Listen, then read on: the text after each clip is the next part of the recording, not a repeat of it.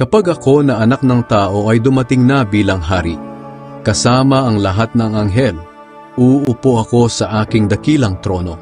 Titipunin ko sa aking harapan ang lahat ng lahi sa mundo.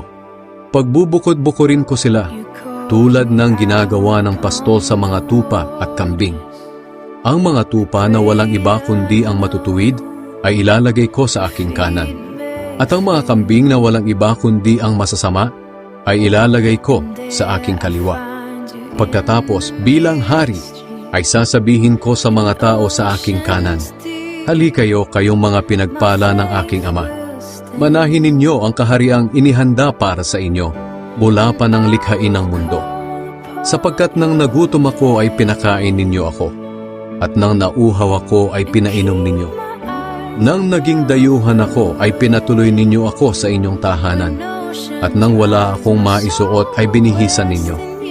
Nang may sakit ako ay inalagaan ninyo, at nang nasa kulungan ako ay binisita ninyo."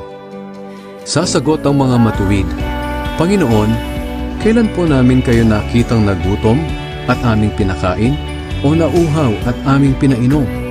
Kailan namin kayo nakitang naging dayuhan at aming pinatuloy, o walang maisuot at aming binihisan? Kailan namin kayo nakitang may sakit o nasa kulungan at aming binisita?"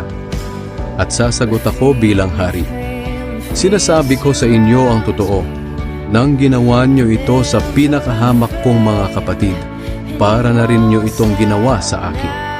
Pagkatapos, sasabihin ko naman sa mga tao sa aking kaliwa, "Lumayo kayo sa akin, kayong mga isinumpa ng Diyos.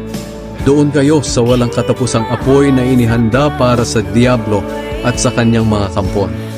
Sapagkat nang nagutom ako ay hindi niyo ako pinakain, at nang nauhaw ako ay hindi niyo pinainom.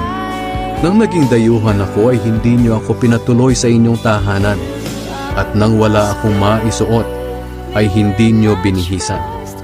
Nang may sakit ako at nasa kulungan ay hindi niyo ako inalagaan."